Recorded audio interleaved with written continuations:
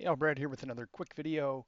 Customer mine Jim sent in said he was having on a Defender board, said he was having a rug pattern, just doing a boot loop on it.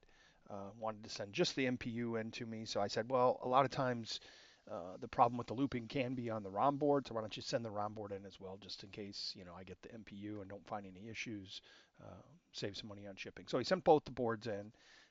I first put the a working board set, one of mine, on the bench. Then I swapped in his ROM board. It did work. However, the ribbon cable was original, so I swapped that out, put a new, I'll go over what I did, but I did the usual, kind of put some new stuff on it. That was working pretty good. Put the MPU on, sure enough, the rug pattern was a mess.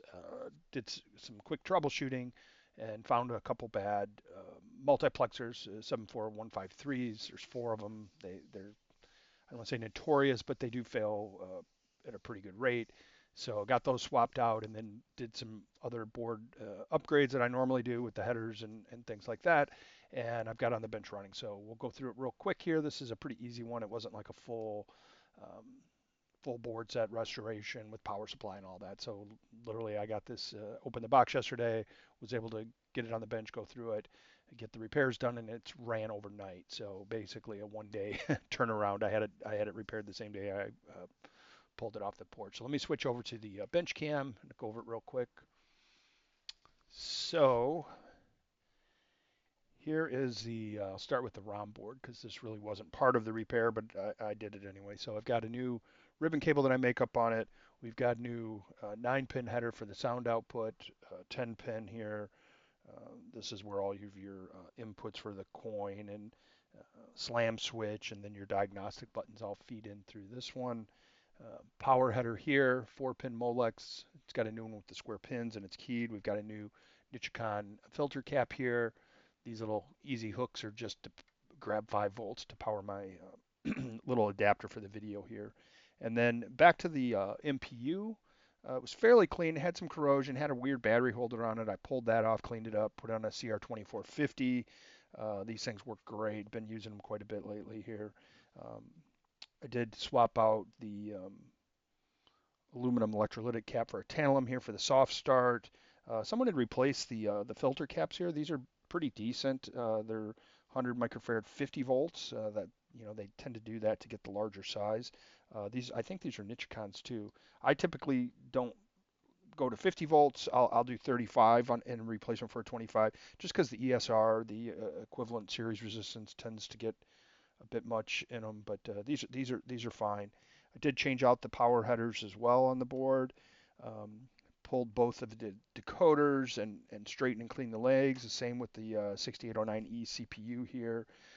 So again, once I got on the bench, carpet pattern was a mess, and determined these two of the four multiplexers for the address decoding were bad. So swap them out. There had also been some previous repairs where they socketed some chips, and I got rid of the sockets and put the chips right on the board.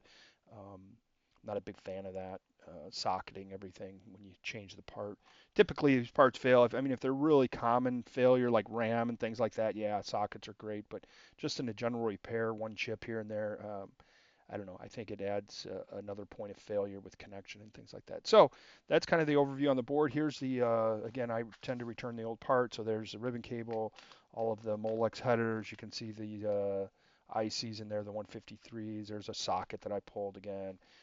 I did put the diode as well, the Zener that I tend to change. I've gone over in other videos. It's a 4.7 volt Zener. The original was 3.6, and that just in case someone's running a switcher or whatever, it really makes sure that the voltage has to be above 4.7 volts. Otherwise, it'll hold the CPU in reset mode. So it really helps from corrupting the CMOS and things like that. So anyway, let me do a quick boot up here. We'll switch over to the combination camera here. I don't have audio set up on this again because it was just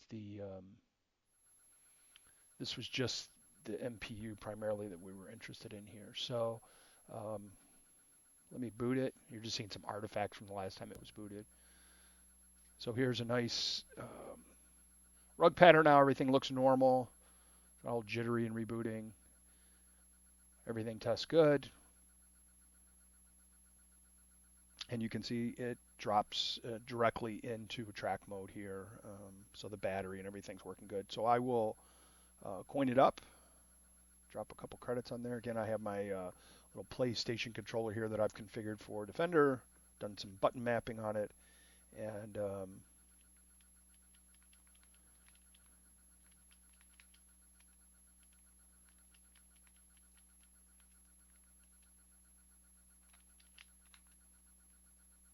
oh, I was a little high. I thought I'd land it.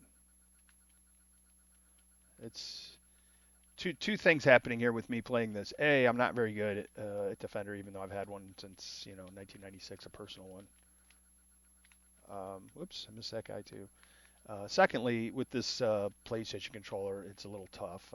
Again, I really just have it on the bench for testing purposes. But in any case, you can see it's running great. It did run 24 hours on the bench, and I'm going to pull it off, get it boxed up, and coming back to gym. So appreciate you watching the video, and we'll see you in the next one.